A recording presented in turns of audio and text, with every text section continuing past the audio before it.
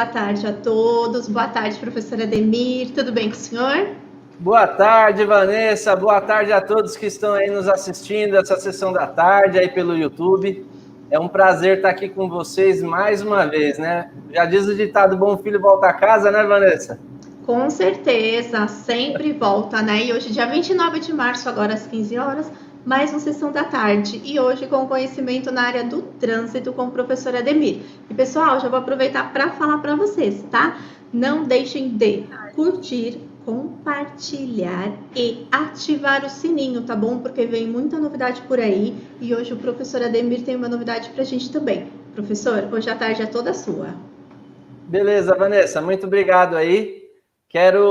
Deixa eu olhar aqui, dar uma olhadinha quem está aqui no chat com a gente.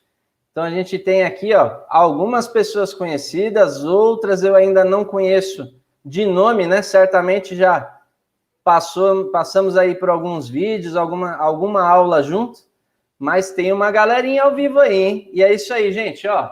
Quero dizer o seguinte, estou muito feliz de estar aqui com vocês. Para mim é uma felicidade enorme de estar aqui com vocês e voltando a essa casa que eu gosto tanto.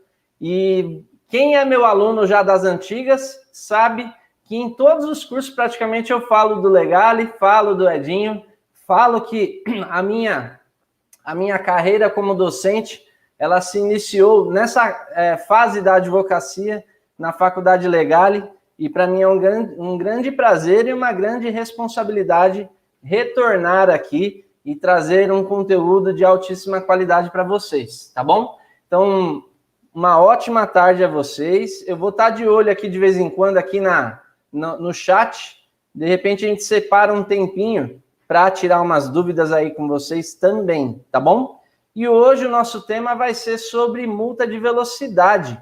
Vou até pedir para Vanessa compartilhar a tela para a gente aqui, do slide, e aí a gente vai batendo um papinho e já vamos deixar. Show de bola! Então, hoje o nosso tema é o quê? Multa de radar, e o nosso intuito aqui é que você entenda as mudanças que aconteceram, principalmente de novembro de 2020 para cá, porque houve algumas alterações, parte delas já está em vigor, parte ainda não, e eu quero trazer esse conceito para você, até porque muitas pessoas têm me chamado aqui no privado, manda direct, e perguntando algumas questões que eu falei, poxa, isso é importante a gente trazer à tona aí para vocês, tá? Quem tá feliz que o professor Ademir voltou pro Legale? Dá um eu aqui, ó, vamos lá. Quem tá feliz aqui? Deixa eu ver, ó. Tem a Cláudia Caverzan, a Mônica, o Laudecílio, Sheila, Paulo Henrique, tanta gente boa que tá aqui com a gente, Dr. Rubens, lá do Litoral, ó que show de bola, né? Pessoal das antigas, doutora Juliana, olha quanta gente legal que está aqui com a gente, né? Quem já... E, ó, Edinho sabe disso, já falei para ele. Várias pessoas falavam, professor, quando você vai voltar para o Legale? E foi um tempo que a gente precisou trabalhar algumas questões pessoais, né? Mas sempre tive essa esperança, essa alegria de voltar. O Edinho sempre fez esse convite, e a gente, dessa vez, acabou aceitando, entendendo que era o momento de retornar aí, tá? E é isso aí. Então, vamos falar sobre a multa de radar. Nós vamos entender um pouquinho de como funciona todo esse sistema, como que vai funcionar essa questão de algumas alterações. Então, algumas regras básicas e algumas alterações que foram trazidas por meio de resolução. A propósito, gente, esse é um momento muito importante no direito de trânsito. O ano de 2021 é o ano da promessa para quem atua ou para quem pretende atuar no direito de trânsito. Nunca houve uma oportunidade tão grande de ganhar dinheiro, de lucrar com o direito de trânsito, como nesse ano. E às vezes a pessoa pensa assim, poxa, no meio de uma crise dessa que nós estamos vivendo, o Ademir fala isso? Sim. Eu digo isso e não é só palavras de motivação, aquelas palavrinhas clichê de motivação. É o que realmente eu acredito que vai acontecer, é a convicção que eu tenho de que vai acontecer, né? O direito de trânsito já é bom por natureza. Por quê? Porque você se forma na faculdade sem concorrência. Então, no final da faculdade, lá no 5º ano, quando você presta lá seu exame de ordem, muitas pessoas falam, vou atuar no penal, vou atuar no civil, no previdenciário, e que são áreas maravilhosas. Porém, trânsito, você não escuta ninguém falando, então a concorrência já diminui. Dá para contar nos dedos de uma mão e sobra dedos profissionais que são realmente reconhecidos como especialista, tá? E aí vem essa possibilidade de atuação. É fácil? Não é fácil. Até porque é uma matéria que nós não temos contato na faculdade. Eu dou graças a Deus que aprendi um pouquinho disso antes na faculdade. Vou falar da minha trajetória já, mas aprendi um pouquinho disso antes da faculdade, inclusive, e até agora eu tenho utilizado esse conhecimento. Então é muito bom você entender que, apesar de ser um ramo de atuação excelente, vai requerer de você um pouquinho de atenção, um pouquinho de dedicação, de estudo, para que você possa, sim, se qualificar e se colocar no mercado como especialista, beleza? Então, dentro dessa sistemática, vamos então falar, só antes disso, antes de entrar no tema, só para finalizar, além da área já ser boa, eu até costumo sempre usar uma métrica que eu tenho na minha cidade. E eu gostaria de saber qual é a região que você está aí. Se você quiser colocar no chat, coloca aí no chat qual é a sua cidade, qual a sua região. Se você é de São Paulo capital, coloca aí qual é a região, enfim. Coloca aí sua região para eu entender de onde você é e, de repente, dar alguma dica, inclusive, bem específica para a sua região, tá? Mas é o seguinte, normalmente, antes dessa fase, dessa crise sanitária que nós estamos passando atualmente, a área já era boa. Aqui em São Paulo, capital, somente o órgão de trânsito municipal aqui da minha cidade, São Paulo, ele aplica em torno de 900 mil a 1 milhão de penalidades por mês. É isso mesmo, 1 milhão de penalidades de multa aplicadas por mês, tá? Dentre esses 1 milhão de penalidades aplicadas, grande parte, mais da metade, se refere a autuações e infrações relacionadas a equipamento eletrônico, uma fiscalização eletrônica, que aí entra a fiscalização de velocidade, é uma das, tá? Então, imagine essa situação que já é comum. Agora, vamos nos colocar nessa crise sanitária, onde a fiscalização foi reduzida de certa forma por conta desse isolamento social, mas não parou. Porém, os equipamentos eletrônicos nunca pararam de fiscalizar. Apesar da sensação de conforto que o cidadão, o motorista, vem tendo, do ano de 2020 para cá, é uma falsa sensação de conforto. Por quê? Ele não está recebendo as notificações, vai começar a receber a partir desse ano, foi criado um cronograma, isso é tema para outra aula, né? Então, os prazos foram interrompidos, foram suspensos lá de fevereiro de 2020 até novembro de 2020, correto? E aí o que acontece? Nesse período, as notificações não foram expedidas, estão chegando tudo agora. E já por diversas vezes, eu vi já alunos, seguidores falando, meu cliente tomou 5, 10, 20, cometeu 20 infrações em um único equipamento no mesmo lugar, porque não sabia, não chegou a notificação, se desatentou. Então, é uma grande situação aí para que você faça dos limões uma limonada. Num período tão difícil que nós estamos vivendo, logo mais nós vamos aí conseguir recuperar, nós vamos alcançar, inclusive, além do que era esperado no ano passado, tá? Então, basta se preparar. E eu tô vendo aqui, ó, Fortaleza, Ceará, Caraguatatuba, ó, estive em Caraguatatuba, hein, Thelma? Eu já dei aula, inclusive, para os agentes em Caraguá.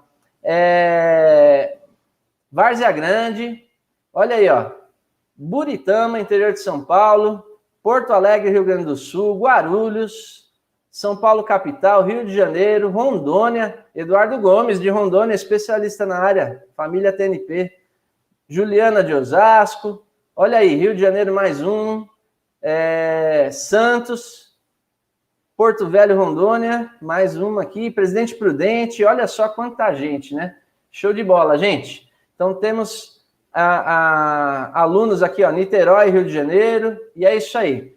Tem gente aqui de tudo quanto é lugar do Brasil, né? Muito bom. E aí vamos então para o que interessa, né? Quem já atua na área, coloca aqui veterano. Quem não atua na área ainda, coloca aqui novato. E não é nem para a gente aqui tirar uma casquinha do novato, não. É só para eu entender. Doutor Matias de Franca, tô vendo aí, ó, Pato Branco, olha só quanta gente. Presidente Prudente, Marília, Ronaldo Marília, meu mentorado. Divinópolis, olha aí que legal. Quanta gente. Eu quero saber se você é veterano ou se você é novato, tá? Quero saber por quê. Porque aí eu vou ter que entender como que é a questão da minha forma de trazer o assunto aqui. Então, tô vendo que tem bastante novato e novata aí, né? Aí, ó, tem uns veteranos também. Tem uns veteranos também aí, né? Então, vamos lá. Já entendi que tem uma galerinha aí novata. E aí eu vou usar termos de forma mais simples. Aliás, essa forma de falar talvez seja o segredo do meu sucesso, né? Eu não tenho juridiquês aqui. Se você está esperando palavras difíceis aqui com o Ademir, não é o caso, tá bom?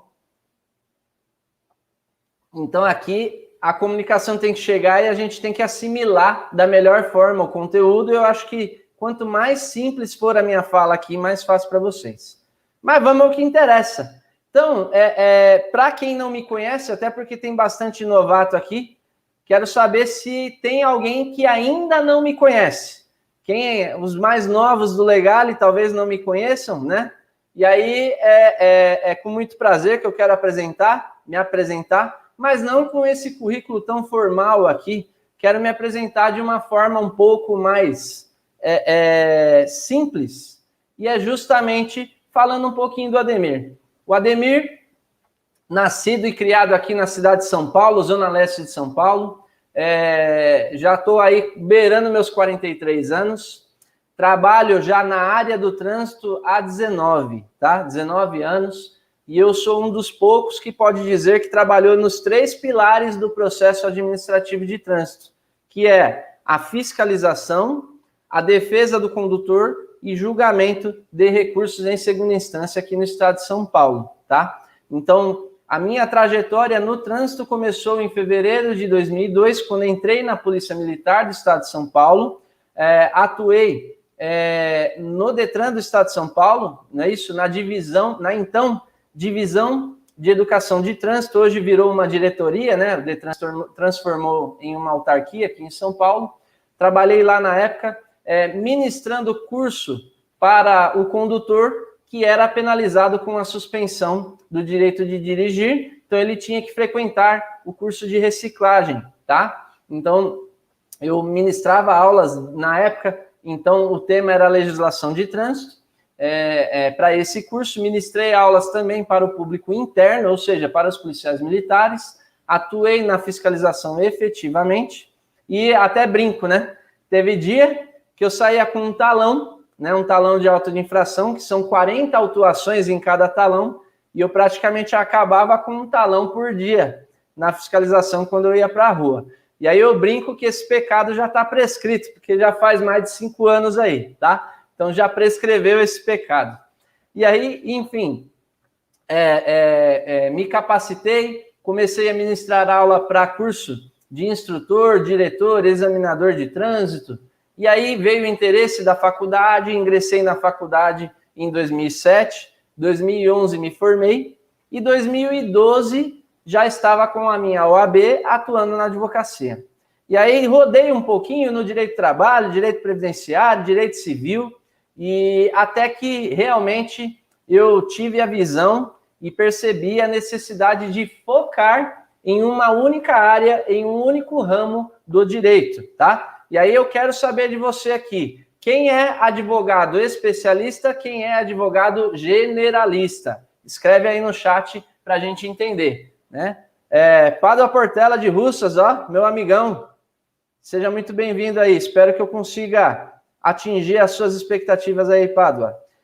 E quero saber, então, de você, se você é generalista ou especialista, né? Atua em uma única área do direito, beleza? Essa é uma situação interessante para a gente entender. Mas, na verdade, eu entendo que a melhor forma de se advogar, de se atuar, é sendo especialista. Você concentra tempo, concentra suas energias em um único ramo do direito, muito mais fácil de se lidar, né? Então, você otimiza muito a sua mão de obra, então, principalmente estruturas pequenas, você está vendo aqui que tem um espaço aqui atrás, mas, na verdade, eu sempre gostei de trabalhar sozinho. Tive aí, no máximo, 2, 3 pessoas trabalhando comigo, de acordo com a necessidade, mas sempre gostei de trabalhar assim. E em uma única área, um único ramo, fica muito mais fácil, tá? Esse ano, eu prometi que eu vou retomar minha advocacia com muita força, parei um pouquinho por conta de atuar na docência e por conta de impedimentos aí na questão de conselheiro do CETRAN, que fui por um tempo. Agora, esse ano, eu vou retomar minha advocacia e vou até contratar aí uma galerinha logo mais aí. Mas sempre focando em um único ramo, que é o direito de trânsito, beleza? Então, olha, 2 áreas, estou vendo aí uma galerinha aí. A maioria está como especialista aqui, tem alguns generalistas, e aqui não tem verdade absoluta, tá, gente? Quem é generalista não tem problema nenhum também, tá? São formas de se pensar. Mas, enfim, nesses 18 anos de experiência, eu pude aí ter uma noção de como funciona a fiscalização, vivenciei tudo aquilo, sei o que é certo, sei o que é errado. Claro que, a meu ver, né, interpretações, e o direito é lindo por conta disso, né? Cada um entende de uma forma e tem o direito de defender a sua tese, as suas convicções, mas aprendi um pouquinho nesses 3 pilares do processo administrativo: fiscalização, defendendo realmente o motorista e julgando o recurso, tá? Então, foi muito interessante aí tudo isso aí, beleza? Então, vamos lá. Seguindo aqui, vamos falar sobre equipamentos metrológicos que são utilizados na fiscalização de trânsito, tá? Então, quando a gente fala sobre fiscalização de trânsito, ela tem um conceito um pouco amplo, não é isso? Aí vamos condensar, vamos pegar aí uma fatia do bolo, que é a fiscalização eletrônica. Dentro da fiscalização eletrônica, existem os tipos de equipamentos metrológicos. E aí nós temos alguns aqui. Então, olha aí, ó, o etilômetro, que é o vulgo bafômetro, não é isso? Então, a gente tem aí muitas autuações realizadas com o etilômetro, vulgo bafômetro, que é para medir a concentração de álcool no ar dos pulmões, lá mais próximo do pulmão, não é isso? Então, aqui é um equipamento metrológico, ele mede o quê? A concentração de álcool no ar, né? Alveolar. Olha aí, ó, medidor de transmitância luminosa para a película de insufilme, que é o luxímetro, não é isso? Então, esse medidor de transmitância luminosa, ele pega lá a transparência, o índice de transparência do vidro, né, com película. E aí, entenda, né, que hoje a fiscalização da película de insufilme pode ser feita pela chancela que tem lá no insufilme, ou se o agente possuir o equipamento medidor de transmitância, ele pode fazer a medição, tá? E tem até algumas empresas que fazem errado, né? Elas colocam o insufilme com uma transparência menor, né, mais escura, a película mais escura, com o índice apropriado lá por lei, né, por ato normativo. E aí, mesmo que a chancela tenha lá um índice de transparência correto, de acordo com a legislação, se a medição aqui sair diferente, a fiscalização pode ser realizada, tá? Então, tem que ter esse cuidado. Decibelímetro. Hoje não é tão utilizado decibelímetro, mas porque a fiscalização do som foi alterada e não precisa mais ter uma medição, somente que se ouça, né, que esse som seja audível pelo lado de fora do veículo, mas decibelímetro foi um equipamento muito utilizado na fiscalização. Ele mede o quê? O som. A balança, e aí nós temos então para quem atua com motorista profissional, né, caminhoneiro, empresas do ramo, do segmento de transporte, né, trabalha muito com essas infrações, recursos de infrações de peso. E uma dica aqui, ó, eu sou muito de que uma sacada paga, né? Uma sacadinha aqui, né? A gente está falando sobre equipamento metrológico. Esse é um tema interessante, viu? Multa por peso, tá? Multa de peso. Por quê? Tem muitas empresas que precisam dessa prestação de serviço. E, de repente, você não precisa nem prometer o resultado deferimento, que todo mundo pensa assim, não, eu preciso cancelar a multa. Tem empresas que sabem que cometeu, que deu uma pisada na bola, e ela precisa só manter o licenciamento do veículo em dia para o veículo rodar. O veículo não pode estar parado, não é isso? Então, ele tem que estar com o veículo rodando. E aí, imagina só, você recorrendo de uma multa, você tem o efeito suspensivo lá no artigo 284, parágrafo 3º, automaticamente, mesmo que você saiba que possa vir um indeferimento, você vai trabalhar para deferir, né? Mas mesmo que possa vir aí um indeferimento, você já dá um efeito suspensivo, caminhão pode rodar, pode ser licenciado, né? E não vai correr juros e correção, porque desde a Lei 13.281 de 2016, que entrou em vigor em novembro de 2016, as infrações que não forem pagas no prazo correto, ela vai correr juros e correção. Então, você dá um fôlego para o empresário para ele pagar essa multa lá na frente, sem juros e sem correção, beleza? Mas hoje você quer saber de qual medidor? Qual equipamento metrológico? Medidor de velocidade, é o último que eu destaquei aqui embaixo. Ó. Mais um parênteses aqui, ó. Eu falo rápido, eu sei disso. E aí é o seguinte, se eu estiver falando muito rápido aí, vocês dão um toque aqui no chat para mim, tá bom?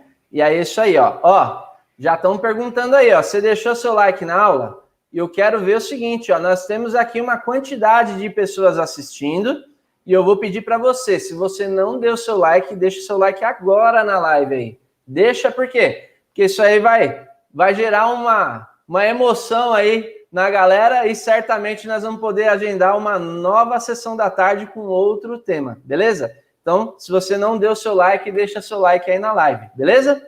Então, vamos lá, vamos falar sobre medidor de velocidade. Então, dentro dos equipamentos metrológicos, eu trouxe alguns aqui para você e o que nós vamos tratar hoje aqui é o equipamento metrológico medidor de velocidade, vulgo radar, não é isso? Então, o radar, qual que é a origem dessa palavra? A gente, muitas pessoas usam esse termo, né? Multa de radar, multa de radar. Primeira coisa, existem equipamentos não metrológicos. Vou dar um exemplo. Aquele equipamento que fica num cruzamento, né? Que registra infração de parada em faixa de pedestre ou de avanço em sinal vermelho. Aquele equipamento que fica na via fiscalizando a faixa exclusiva de ônibus, o tipo de a proibição de veículo em determinados horários da via, etc. Não é isso? Esses são equipamentos que registram a imagem e capturam a placa do veículo, mas não são medidores, não são equipamentos metrológicos, são equipamentos não metrológicos que registram a imagem, tá? Então, o radar, ele é um equipamento metrológico, medidor de velocidade. E aí vem aí, meu inglês perfeito, né? Radio Detection and Ranging, né? Que significa aí localização e detecção por meio de ondas de rádio, tá? E, inclusive, apesar da gente utilizar, né, esse termo até hoje, é importante você entender que hoje nós temos equipamentos com uma tecnologia mais avançada, que não é por meio de ondas de rádio, é a laser. Inclusive, aqueles equipamentos portáteis, ele tem lá uma tecnologia muito mais avançada do que essas ondas de rádio e que pega numa distância muito forte mesmo, tá? Então, olha aí que legal, ó, siga @Trânsito na Prática. Obrigado, gente. É isso aí. Esse é o meu perfil no Instagram. Se você ainda não está me seguindo lá, vai lá e segue a gente, tá bom? Então, origem da palavra radar, Radio Detection and Handling, que significa, então, localização e detecção por meio de ondas de rádio. Lembrando que esse é um apelido, vamos dizer assim, né? O equipamento mesmo é o medidor de velocidade, vulgo radar. Inclusive, vários equipamentos mais modernos já não usam mais essa tecnologia de ondas de rádio, mas sim algo mais avançado, tá? Vamos entender um pouquinho. Vocês estão gostando aí, gente? Deixa eu ver no chat aqui se vocês estão gostando. Tá tudo legal aí? O áudio tá bom, não é isso? Vamos pôr o like aí, bora dar like. Ainda tem gente para dar like aí, tá bom? E é isso aí. Fabiana, advogada Várzea Grande. Olha, Sandra chegou também aí. E tem uma galerinha. Show de bola. Então vamos lá, gente. Vamos falar um pouquinho do requisito da fiscalização eletrônica, né? E aí, a fiscalização de trânsito em si, ela se inicia com a lavratura de um auto de infração. Ou seja, um cometimento, ao constatar o cometimento de uma infração, tem que ser lavrado um auto de infração. Esse auto, ele pode, a comprovação do cometimento da infração pode se dar de algumas formas. E aí isso está onde? Lá no artigo 280 do CTB, tá? Quando eu virar um pouquinho para o lado aqui, é que eu estou na minha segunda tela, para eu ver o slide, mas aqui eu falo com você também, beleza? Então, assim, ó, a lavratura do auto de infração, ela pode ser comprovada, primeiramente, pela declaração da autoridade ou do agente. E esse é o mais comum. É quando o agente de trânsito, ele vai lá, visualiza o cometimento da infração e lavra o auto. Mas no nosso tema de hoje, que é a fiscalização de velocidade, a multa de radar, ela pode ser feita como? Ó, por aparelho eletrônico, não é isso? Então, o artigo 280 fala da lavratura do auto de infração e ele fala que a comprovação pode ser feita por meio de aparelho eletrônico. O radar não é um aparelho eletrônico? Sim, ele entra aqui, ó, no aparelho eletrônico, tá? E aí, olha só que interessante no final desse parágrafo 2º. Esse aparelho eletrônico, ele deve ser o quê? Previamente regulamentado pelo CONTRAN. Então, entenda aqui, toda a fiscalização eletrônica. Já vou dar uma dica um pouco mais ampla. Hoje nós estamos falando de radar, que é um dos nichos da fiscalização eletrônica. Mas toda e qualquer fiscalização eletrônica, equipamento audiovisual, reação química, qualquer outro meio tecnológico utilizado na fiscalização de trânsito, você vai ter que vai ter que constatar se esse equipamento foi regulamentado previamente pelo CONTRAN, tá ok? E aí, quem é das antigas já vai saber, mas os novatos talvez não saibam. Quem é o CONTRAN? CONTRAN é o Conselho Nacional de Trânsito, é o órgão máximo. Nós temos um sistema denominado Sistema Nacional de Trânsito. Está lá no artigo 7º do CTB e seus incisos. E o CONTRAN, Conselho Nacional de Trânsito, é o órgão máximo normativo consultivo. Ele que coordena todo esse sistema. E tudo que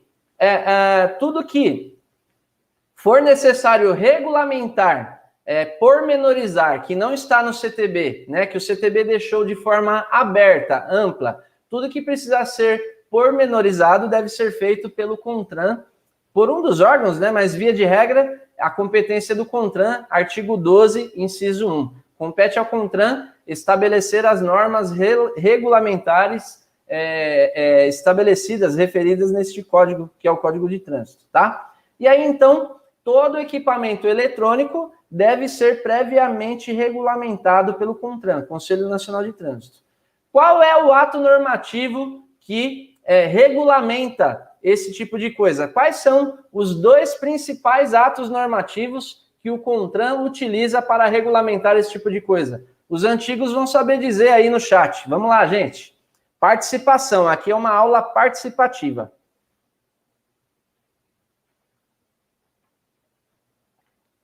Vamos lá, deixa eu ver aqui enquanto eu tomo uma aguinha.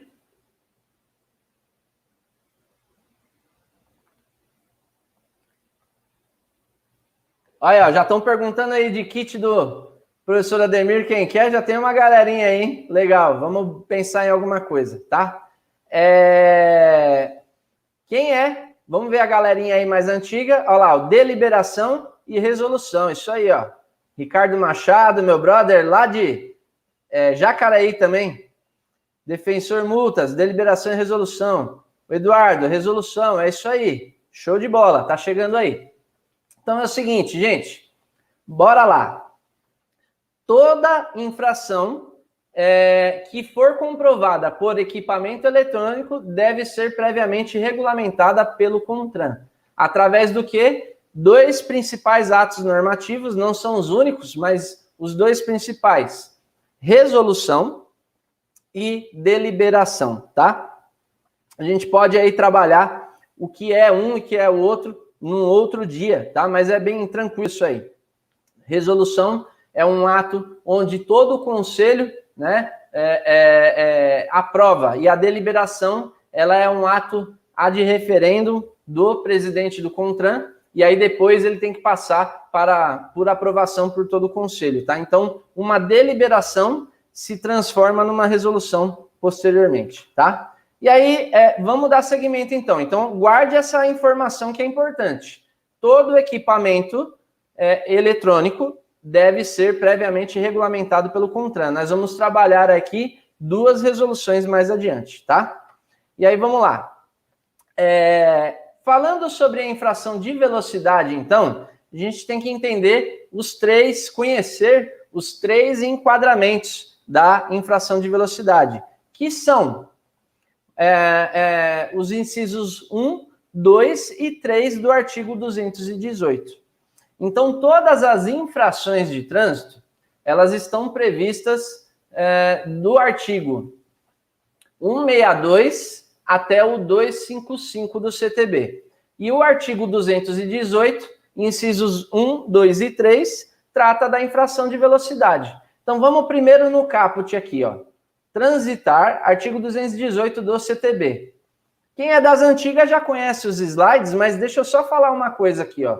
Eu sempre trago a referência de onde eu tirei o texto de lei, ó. Então, ó, Código de Trânsito Brasileiro, Lei 9503 de 97, é o CTB. Aqui é o artigo. Quando for uma resolução, vou tratar aqui. Se for um site, por exemplo, eu vou mencionar aqui e assim por diante, tá? Então, ó, o artigo 218 é uma infração, né? Trata da infração de velocidade, transitar em velocidade superior à máxima permitida para o local. Quem sabe aqui onde está a regra geral de velocidade estabelecida no CTB? Qual o artigo do CTB que estabelece a velocidade nas vias urbanas e rurais aqui em todo o território nacional? Digita aí no chat qual é o artigo, tá bom? Mas nós temos uma velocidade estabelecida por lei, que é o CTB, em todas as vias do território nacional. Então, a gente tem lá as vias locais, coletoras, arteriais e via de trânsito rápido. E temos também as rodovias e estradas, né, que são as vias rurais, vias urbanas e vias rurais. Existe aí uma velocidade estabelecida. Já colocaram aí, artigo 61, isso mesmo, show de bola. O artigo 61 traz a regra geral da velocidade, inclusive para locais não sinalizados. E aí a autoridade de trânsito, o órgão que cuida daquela via, que eu costumo apelidar aqui o dono da via, ele pode aumentar ou diminuir de acordo com a necessidade. E aí ele vai sinalizar, vai fazer essa sinalização aí, beleza? Então, seguindo dentro dessa situação, dentro dessa velocidade estabelecida pela autoridade de trânsito, mesmo aumentando ou diminuindo, o desrespeito dela decorre a uma infração. Então, nesse caso, a infração de velocidade decorre de transitar em velocidade superior à máxima permitida. Lá no artigo 61, você vai saber um pouquinho mais sobre isso. E aí o inciso 1, ele traz o primeiro enquadramento. quando a velocidade for superior em até 20% da máxima.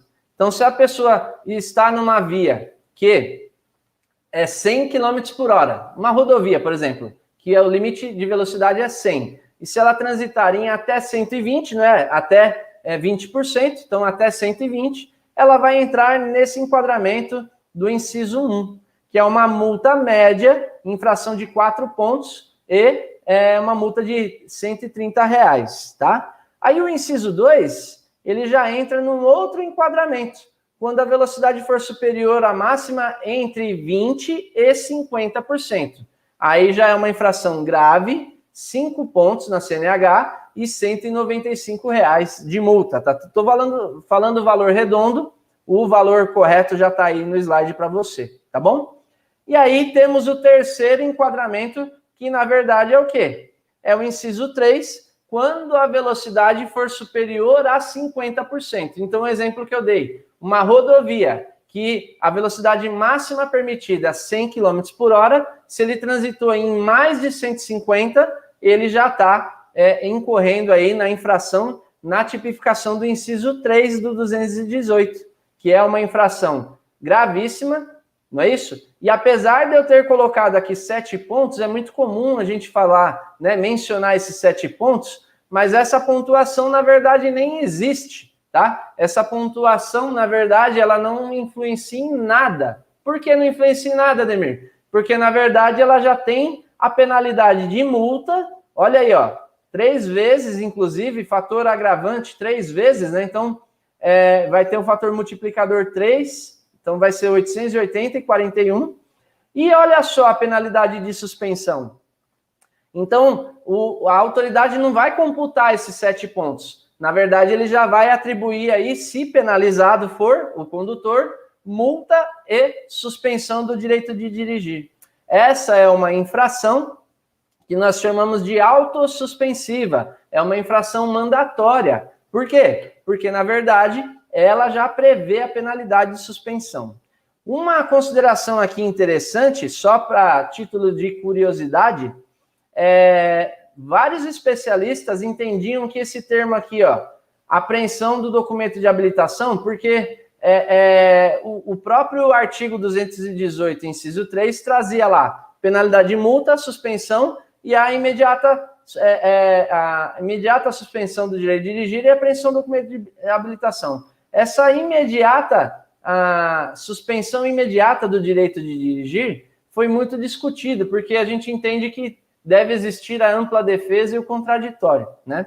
Mas o STF recentemente julgou aí o MADI e tratou que não é inconstitucional esse termo, e acredito eu que seja no sentido, assim, de uma medida cautelar, assim como a pessoa que dirige embriagada, ela tem a retenção, a apreensão da CNH dela imediata ali, e depois de alguns dias ele retira de volta, é algo nesse sentido que foi dada a interpretação lá.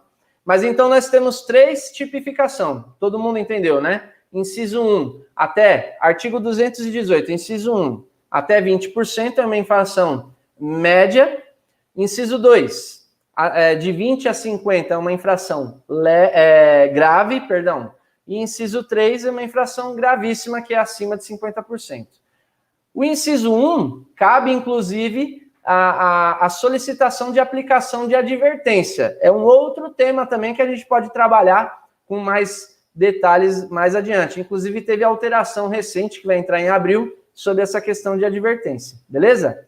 Galera, tá legal a aula até agora? Nós vamos começar a entrar num conteúdo mais específico da matéria, tá? Vou falar sobre a regulamentação do CONTRAN, que são as resoluções, não é isso? E aí eu quero saber se tá legal a aula, se tá indo, tô falando muito rápido, como que tá a situação, tá bom? E quero aí que a galera que ainda não curtiu, dá o seu like aí, deixa aí o seu like aí pra gente entender que tá legal. Belezinha? Então vamos lá, gente.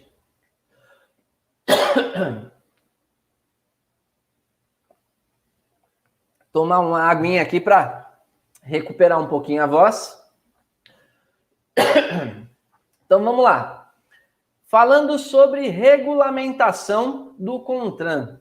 O artigo 280, parágrafo 2º, trata dessa questão, né? Esse equipamento eletrônico deve ser previamente regulamentado. Esse tema, fiscalização de velocidade, ele já foi regulamentado algumas vezes, tá bom? E aí, as mais recentes foram a resolução CONTRAN número 396 de 2011, tá? Então, foi um ato normativo emitido pelo CONTRAN em 2011, que dispunha sobre a fiscalização de velocidade. E essa é uma das resoluções que nós vamos falar. E aí, essa resolução, no ano passado, em 2020, ela foi revogada. Aí, então, veio a resolução 798. Então, a resolução 798 de 2020, ela revogou a resolução 396, tá bom? Essa resolução 798, ela entrou em vigor no dia 1º de novembro de 2020. E eu não tenho dúvidas que em algum momento aí, de novembro para cá, você já deve ter ouvido alguma reportagem, algum profissional dizendo a partir de agora, as regras de fiscalização mudaram, os equipamentos não podem mais ficar escondidos, etc, etc, etc. Não é isso? E aí justamente, eu vou trazer aqui, ó, algumas dicas, né, algumas sacadinhas, a famosa cereja do bolo, o pessoal das antigas aí conhece, né, o meu lema aqui, a cereja do bolo, tanto para a resolução 396 quanto para a resolução 798. E eu quero que você entenda uma coisa. Quantas pessoas ficam com aquela ansiedade? Revogou a norma, ela nem entrou em vigor ainda a alteração, por exemplo, a 798 nem tinha entrado em vigor e todo mundo preocupado com as novas alterações. É importante? É necessário? Muito. Porém, não esqueça das regras antigas. E para você que é novato, entenda o seguinte: eu preciso conhecer as regras antigas e as regras atuais. Porque de novembro de 2020 para trás, eu vou tratar, pelo menos dos últimos 5 anos, de todas as infrações sob a égide dessa resolução aqui, ó, a 396 do CONTRAN. E aí, de novembro de 2020 para frente, talvez, por que talvez? Porque vai ter algumas exceções, você vai utilizar a resolução 798. Então, tanto para você que é veterano, quanto para você que é antigo, que é novato, entenda que você precisa conhecer as regras antigas e as regras atuais. Por quê? Principalmente agora. Eu não comecei a live dizendo infrações de fevereiro a novembro de 2020, as notificações estão chegando agora?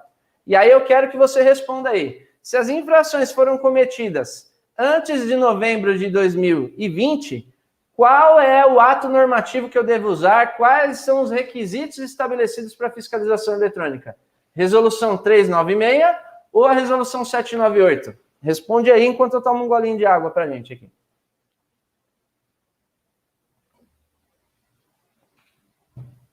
Então, gente, dá um delayzinho. Eu já sei que vocês vão responder aí essa questão que é a resolução 396. Ou seja, a resolução foi revogada, mas ela ainda vai ser muito utilizada, gente. Muito, muito, muito. Infrações, portarias de suspensão, porque imagine o seguinte, uma infração 218, inciso 3, é uma infração que prevê multa e suspensão. Você vai usar no recurso da multa e vai usar no recurso da suspensão da CNH as teses relacionadas à resolução 396. E aí você tem um leque enorme para trabalhar aí das infrações dos últimos 5 anos, que vão chegar agora os processos. A instauração dos processos vai ser a partir de agora, tá? Então fique atento a isso aí. Então vou trazer algumas regrinhas básicas das duas resoluções para vocês. Então vamos falar primeiro da resolução 396. Resolução 396, ela trazia 4 tipos de medidor de velocidade, vulgo radar, tá? E aí o primeiro e mais conhecido é o radar fixo, é o famoso pardal, esse equipamento aqui, ó. que ele fica instalado em local definitivo e em caráter permanente, ó. O radar fixo, tá? Uma outra opção de radar é o radar estático, que é muito conhecido como móvel, mas não é. Popularmente, o cidadão que não conhece essa norma, né, não conhece esse conteúdo técnico, ele chama aquele radar tripézinho lá como móvel, mas não é, ele é estático. O que é um radar estático? É um que é colocado aqui, ó, hoje num lugar, amanhã em outro lugar, depois de amanhã em outro, ele não tem um local definitivo, não tem um caráter permanente, tá? E ele pode ser instalado tanto num veículo, desde que ele esteja parado, ou em um suporte, que é o famoso tripé, e o que a gente mais vê por aí, tá? O móvel é um equipamento instalado em veículo, ó, e a fiscalização se dá com ele em movimento. Então tem diferença de radar móvel para radar fixo. E você que é um profissional especialista, não pode utilizar um termo equivocado, né? Errar é humano, qualquer um pode se equivocar, mas você tem sempre que buscar a perfeição, não é isso? Então, lembre-se sempre disso. O tripézinho lá é o estático. O móvel é instalado em veículo e a fiscalização se dá com um veículo em movimento. Que, particularmente, eu vi só no começo, bem na vigência da 396, vi alguma coisa em caráter experimental, nunca vi essa fiscalização efetiva, tá? Com radar o móvel, tá? E aí vem aí, então, a última opção, lembrando que nós estamos tratando com os termos, né, os tipos de medidores na vigência, na égide da resolução 396. E essa informação ela está prevista no artigo 1º da resolução 396, tá? Aí vem o portátil, que é a famosa pistola, aquele equipamento que fica já na mão do agente de trânsito, né? E ele faz a medição, né? Ele utiliza lá o equipamento portátil, tá? Uma situação interessante, alguns equipamentos portáteis, eles podem ser utilizados como estático também. Colocados em um tripé, ele tem essas duas modalidades, beleza? Então, aqui nós temos essas 4 modalidades de radar, tá? Então, 4 tipos de medidor de velocidade, o radar fixo, estático, móvel e portátil. E aí, quando nós vamos, então, para a resolução 798, essa nomenclatura mudou um pouquinho, tá? Então, hoje, pela resolução 798, ou seja, equipamentos instalados a partir do dia... ela entrou, a 396 entrou 1º de novembro. Então, a partir do dia 1º de novembro em diante, os equipamentos instalados a partir de 1º de novembro de 2020... eles têm somente 2 nomenclaturas, que é o fixo, e aí o fixo se divide em 2 categorias, né? Então, equipamento fixo, local definitivo e em caráter duradouro, tá? É esse primeiro tipo aqui, basicamente, né? Esse tipo aqui tem uma imagem que não está aqui, mas que você vai saber qual que é também. Então, ó, controlador, equipamento fixo, é dividido em 2 opções, 2 nomenclaturas. Controlador, ele fiscaliza o limite máximo de velocidade da via. Então, entenda o seguinte, uma via, ela tem lá... Por que eu falei do artigo 61 no começo da live? Porque isso influencia em uma série de fatores. Então, vamos supor que a via, ela tem uma velocidade, digamos que 70 km por hora. 60, vamos lá, 60. Uma via arterial... 60 km por hora. A autoridade de trânsito, que é o órgão que cuida da via lá, o dono da via, ele pode aumentar ou diminuir de acordo com a necessidade. E aí ele vai fazer um estudo para isso. Ele não vai tirar da cabeça dele, essa avenida eu vou colocar 60, essa eu vou colocar 70, a outra eu vou colocar 40. Tem que ser feito um estudo. Nós chamamos isso, de forma genérica, de estudo técnico. Então é feito um estudo para que a velocidade seja estabelecida na via, principalmente quando tem que aumentar ou diminuir a velocidade do que está previsto lá no artigo 61 do CTB. Fechou até aí? Vamos entender por partes que isso é importante. Aqui está um conceito importante, uma cerejinha para você poder interpretar aí. E aí vamos lá. Então a velocidade da via é 60 por hora. O equipamento controlador, então o medidor de velocidade, o radar fixo do tipo controlador, ele vai fiscalizar o limite máximo da velocidade. Se a via tem em todo o seu percurso, né, em todo o seu trajeto, a velocidade de 60 km por hora, esse tipo de equipamento controlador, ele vai controlar essa velocidade. É só para controlar se a pessoa está passando do limite ou não estabelecido. Controlador, tá? Agora nós temos um outro tipo que é o redutor. E aí o redutor, ó, uma característica importante, ele tem que ter display. É a famosa lombada eletrônica. Sabe aquele equipamento que tem o display que registra a velocidade, que você já visualiza lá na via? Então, aquele é um medidor de velocidade do tipo fixo, do tipo redutor. Então, é um medidor de velocidade dotado de display que vai fiscalizar o quê? Uma redução pontual, ó, trechos críticos e de vulnerabilidade. Então, imagina essa mesma via, 60 km por hora, em determinado trecho, por algum motivo, seja porque tem escola, seja porque é uma curva, qualquer motivo que enseje a redução da via naquele trecho, né, um trecho crítico e de vulnerabilidade, então a via é 60, naquele trecho de A a B ali, passou a ser 40, por exemplo. O equipamento correto naquele lugar é o redutor, um radar fixo do tipo redutor. E aí tem que ter o display. Porém, esse equipamento, essa regra, eu já posso cobrar agora, sim ou não? Quero que vocês me digam aí, né? Principalmente os antigos, os veteranos aí, quero saber se vocês já estão por dentro dessa situação. Essa situação, essa divisão dos equipamentos fixos, né, que é o controlador e o redutor, você já pode exigir agora, ou sim ou não, tá? Então já me coloca essa situação aí. Enquanto isso, eu vou tomar uma água aqui e vou ver aqui o chat rapidinho.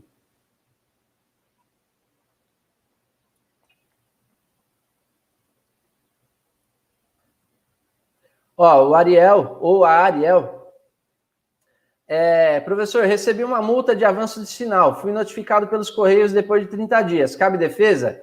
Cabe. Essa multa de avanço de sinal não entra no radar. Radar é um equipamento metrológico. O equipamento de avanço de sinal é um equipamento não metrológico, tá? Mas entra lá no meu YouTube, no Trânsito na Prática, tem um vídeo. Recurso de multa em tempos de pandemia, você vai ver lá que a tese que se aplica em qualquer infração cometida nessa pegada, notificação acima de 30 dias, tá bom? Mas vamos lá. Galera, estão gostando aí? Vão deixando seu like aí. Quem não deu seu like, por favor, né, gente? Vamos lá, dando like. Então, olha só que interessante. Equipamento medidor de velocidade do tipo fixo, né? Então, controlador, que é só para controlar a velocidade em toda a extensão da via. E o redutor, que ele vai fiscalizar a redução em trechos críticos da via, não é isso? Pontos de vulnerabilidade. E aí, nesse caso, ele tem que ser dotado de display. É a famosa lombada eletrônica, beleza? Então, fique atento a essa questão aí. E a pergunta que eu fiz. Essa regra eu já posso cobrar da autoridade, dos órgãos de trânsito, de todos os equipamentos? Não. Tá? Já adianto que não. Por quê? E, galera, ó, tô vendo aqui o Vitor, ó, like. Além de like, compartilha com seus amigos isso aí, nos grupos que vocês têm aí. Faz essa moral aí, professor Ademir, pô. Estamos inaugurando, né?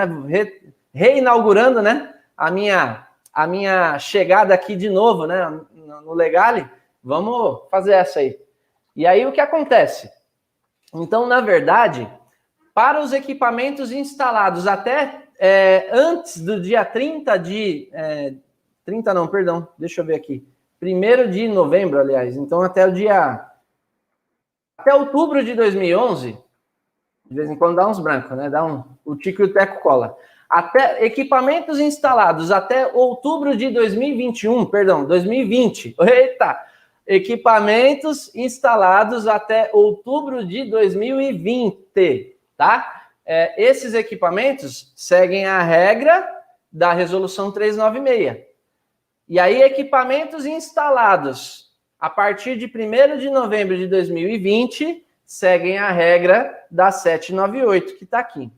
Ah, mas então vai ficar ad eterno esses equipamentos na vigência da 396? Não, tem um prazo estabelecido para isso, está lá no artigo 15 ou 16, deixa eu ver rapidinho aqui, ó, na resolução 798, peraí.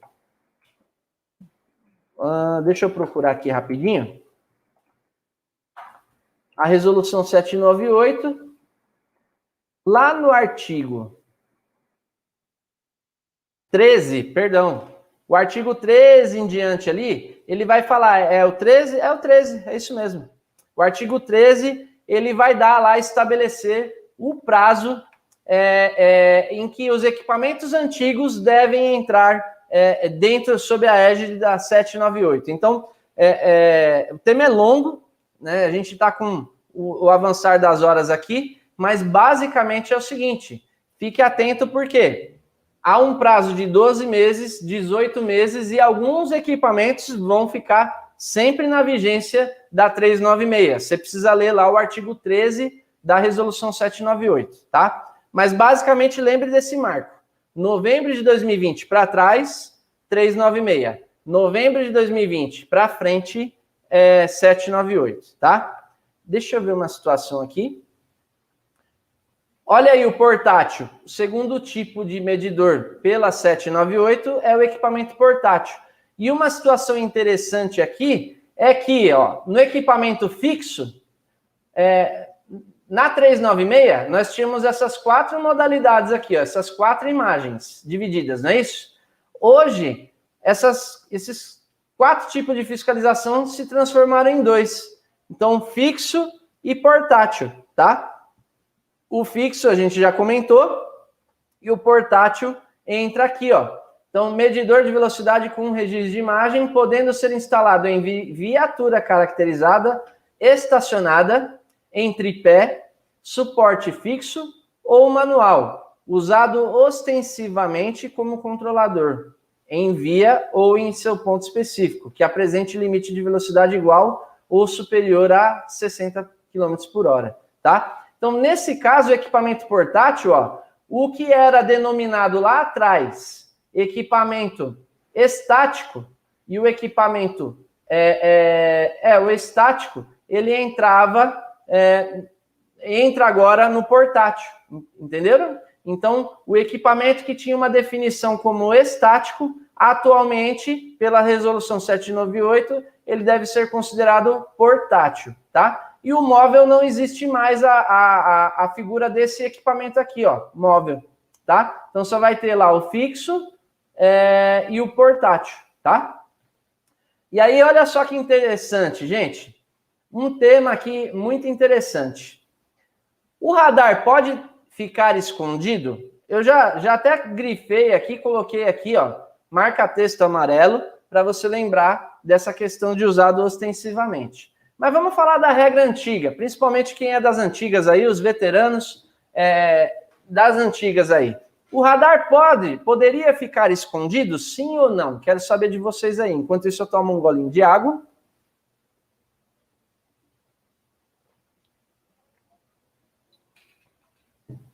E vou pegar mais um cafezinho aqui, que eu deixei de jeito aqui, para ter café na aula aqui com vocês. Gente, vamos lá, ó. Ó que interessante, ó. A live vai ficar disponível se houver 300 curtidas, hein? Olha só, hein? Então, bora lá, gente. Bora lá. Vamos curtir essa live aí, que eu acho que é uma aula interessante para você assistir depois, beleza?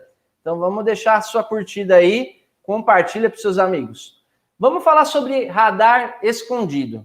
Na égide da resolução 396, havia uma previsão na resolução 396 que o equipamento do tipo fixo, esse aqui em cima, ó, primeira imagem, ele não poderia ficar escondido, ele tinha que estar visível.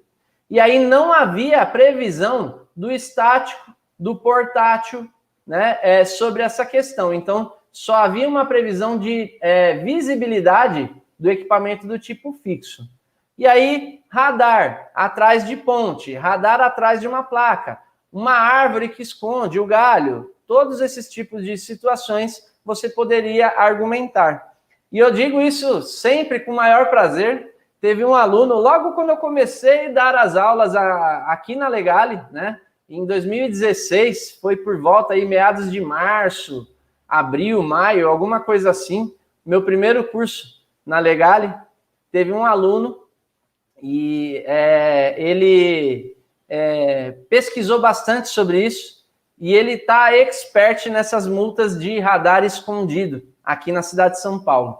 Algumas, inclusive, gerou o desconforto do órgão ter que mudar o radar de lugar lá, porque todas as infrações estavam sendo questionadas literalmente. Então, equipamento fixo na égide da 396, da resolução 396, fixo já havia uma previsão lá que ele tinha que ficar ostensivo. Mas o estático, que é esse aqui, ó, o tripézinho, geralmente ele ficava escondidinho. O portátil, né, quando era utilizado, alguns agentes, e digo isso não criticando os agentes, eu fui agente de trânsito, tenho vários amigos que considero irmãos, né, que estão ainda na fiscalização, no policiamento urbano, no policiamento rodoviário, tá? E não é uma crítica perante os agentes, não, tá? É específico, mas tinha gente que ficava escondido, tá? E aí havia uma discussão sobre isso. Os recorrentes, né, seja cidadão, seja os profissionais, alegando, estava escondido. E a administração dizendo que não precisa. Esse tipo de radar estático, esse tipo portátil, não tem previsão legal de ficar escondido. E aí veja só que interessante, né? A administração pública, ela se embasa muito sobre o princípio da legalidade estrita, que ela só faz aquilo que a lei lhe determina. Ou seja, não está mandando ficar visível, não sou obrigado a ficar, não é isso? E aí veja que, na verdade, se você pegar um pouco mais, fazer um estudo maior, detido sobre o tema, nós temos que nos remeter ao Manual Brasileiro de Fiscalização de Trânsito, Resolução 371 do CONTRAN e Resolução 561. Qualquer um dos dois, ele traz lá o conceito de fiscalização. E a fiscalização de trânsito é o ato de coibir, a prática de infrações. O simples fato de um agente estar no cruzamento, né, ali, e ele inibindo o cometimento de uma infração, a prática, ele já está fiscalizando. Ele não precisa, a fiscalização não é autuar. A autuação é um subnicho da fiscalização. Ou seja, se o intuito é fiscalizar, o equipamento visível é saudável, é salutar dentro dessa visão. O equipamento escondido fere o princípio da moralidade, fere o princípio da eficiência, porque, na verdade, o intuito é não cometer infração, não é só registrar a infração de quem cometeu. Entendem que são situações distintas? Então, está aí uma cereja do bolo. Pegou uma infração na égide da 396, que é de equipamento estático ou portátil, você pode alegar essa questão do equipamento escondido e ir lá com base nos fundamentos da fiscalização, que é o ato de coibir a prática de infrações. Isso está na Resolução 371 e na Resolução 561 do CONTRAN, tá bom? Agora, já na Resolução 798, os equipamentos instalados sobre a égide da 798, aí já há uma questão mais prática de que os equipamentos não podem, tanto o fixo quanto o portátil, tá? Tanto o fixo quanto o portátil, você pode bater lá na Resolução 798 que você vai constatar que há uma obrigatoriedade dele estar visível, dele estar ostensivo, tá bom? Agora, lembre-se que o equipamento sob a égide da 798, você tem que ler o artigo 13 para isso, tá bom? Para entender quais são os equipamentos, quando realmente entra em vigor. Vários repórteres, vários, abre aspas, especialistas, e aí fecha aspas, né? que realmente disseram bobeira aí em várias reportagens, dizendo os equipamentos a partir de 1º de novembro devem estar ostensivos, mas na verdade tem um prazo de adequação que é 12, 18 meses e alguns sequer vão entrar. Os portáteis comprados até outubro de 2020, eles vão permanecer sob a égide da resolução 396, beleza? Tá aí a importância de você conhecer as duas normas, tá bom? E aí eu vou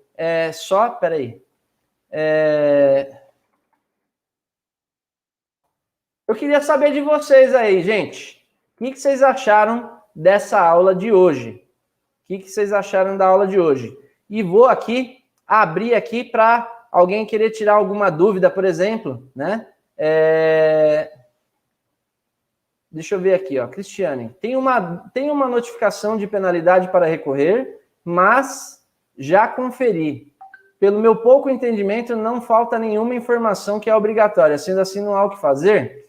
Olha, Cristiane, sempre tem alguma coisa a ser feita. E aí você tem que lembrar, assim, há momentos que você vai cancelar a penalidade, há momentos que você vai reduzir a penalidade quando possível e há momentos que você vai protelar, você vai dar uma segurada nisso aí. Então, imagine o seguinte, ó, você vai ver lá, expedição de notificação dentro dos 30 dias, se for equipamento, medidor de velocidade, uma situação interessante, deixa eu ver se eu abro aqui, ó. Você vai... Peraí, deixa eu colocar na tela.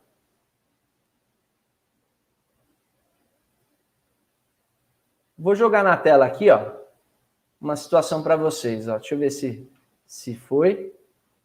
Beleza, foi sim, ó.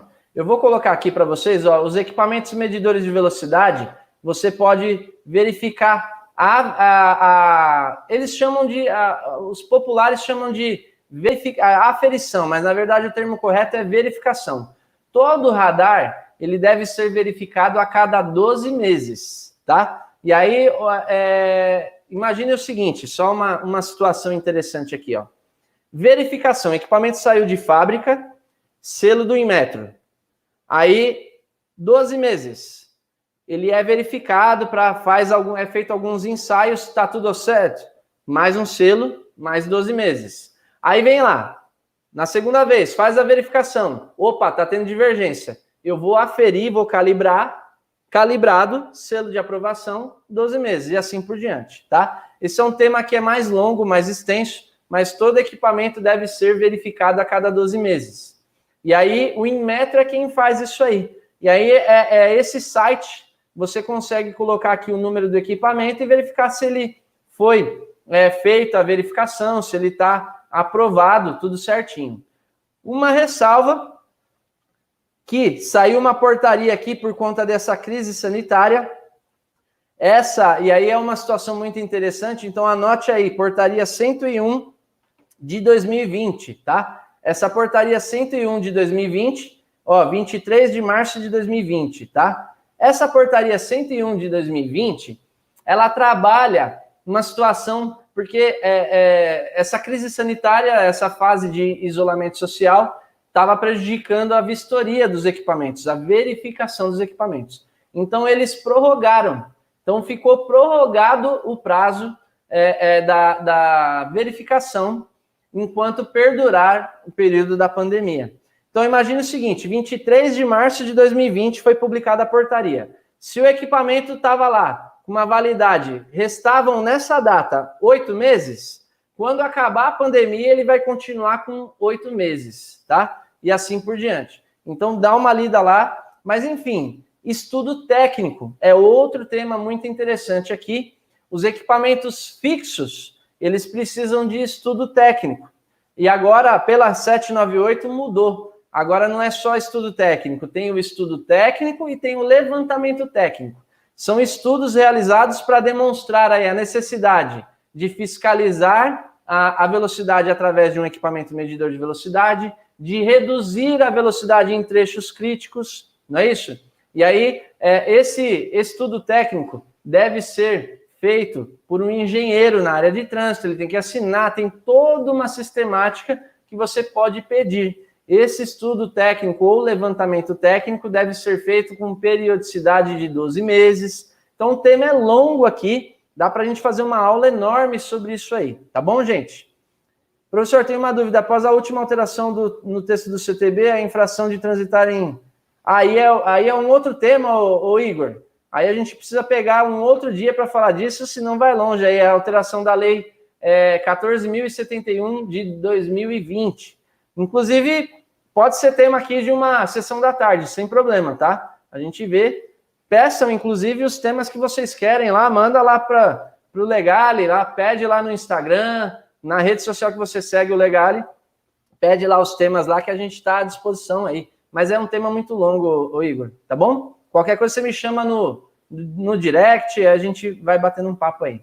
E é isso, gente. Quero aqui simplesmente finalizar dizendo o seguinte: agora é com você, agora é hora de colocar em prática os ensinamentos e mostrar que você é um especialista. Baixe as resoluções 396, 798, esse material aí está disponível com o pessoal do Legale, e de repente a gente consegue enviar para vocês de alguma forma, né? Quero agradecer todos vocês, a gente teve aí uma audiência bem expressiva, tá? Então fico feliz, uma audiência expressiva que ficou de ponta a ponta, né? Do começo ao fim. Vocês não sabem como isso é importante para um professor. Esse é o combustível de todo professor. Saber que realmente a gente está agradando vocês aí. E eu quero saber aí no final, antes de vocês encerrarem, se vocês gostaram ou não aí dessa sessão da tarde, se supriu aí as suas expectativas, né? Vamos ter novidade. Não sei se a Vanessa vai falar ou eu falo, né, Vanessa? Mas tem novidade por aí já, tem alguma coisa aí que a gente pode falar para vocês daqui a pouquinho. Quem vai falar, Vanessa? Você? O senhor, quem sabe, professor? Quer falar? Pode falar, vamos lá. Então vamos lá, Vanessa. É o seguinte, gente, esse tema eu entendo que é tão importante e tem tanto conteúdo para falar que eu decidi, então, criar um curso, uma masterclass. E aí nós teremos, então, no dia 16 de abril, uma masterclass sobre o mesmo tema. Multa de radar, não é isso? É o mesmo tema. Entenda as mudanças e recorra de forma eficaz.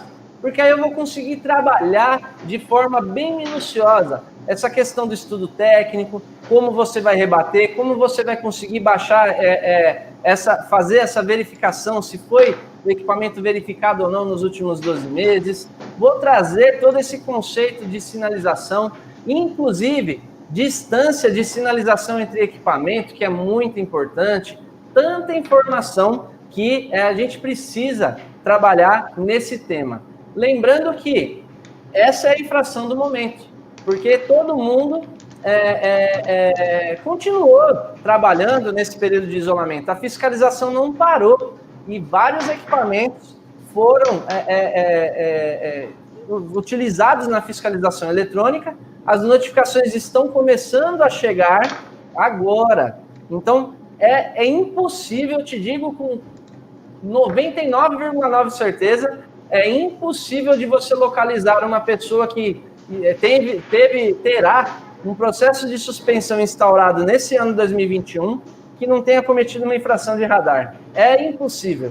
E imagine o seguinte, dependendo da situação, se você anular a multa, você anula a suspensão também. Então, um tema muito importante. Nós faremos uma masterclass bem completa sobre esse tema. Vou pegar as resoluções e vou esmiuçar as resoluções com vocês. Super interessante o tema e relevante, tá bom? Quero agradecer vocês aí. Pois não, Vanessa. Imagina. Inclusive, o link está aqui no chat, viu, pessoal? Link Show do curso já está aqui para vocês adquirirem e garantir a vaga, tá? Porque, isso aí. olha, professor, na verdade, assim, as vagas, hein? A gente não sabe quanto que a procura, como é que vai ser, então não deixe para depois. Vá lá, faça a sua inscrição, porque realmente eu sei que vai ter uma procura, né? Tinha gente que já estava pedindo Ademir de volta. Eu acredito que agora é a hora. Se você queria o Ademir está aí. E eu sou de vocês agora, para fazer quase tudo que vocês querem, tá? Quase tudo, né? E aí, enfim, vamos lá. Mais essa Masterclass aí para a gente trabalhar um tema muito importante. Beleza, gente? Beleza, então. Muito obrigada, professor, por sua participação. Obrigada a cada um que esteve aqui no chat, tá? E não esquece, logo nós teremos o kit do professor Ademir disponível, tá bom? E é isso. Aproveitando, hoje às 4h30 a gente vai ter outra sessão da tarde com a professora Samantha Marques. Então não sai daí, hein, gente? Beijo. Tchau, tchau. Show de bola. Tchau, gente. Obrigado por tudo aí. Um abraço, viu, gente? Estou muito feliz de ter voltado. Camisa estava guardada, coloquei ela de volta aí. É isso aí. Show de bola.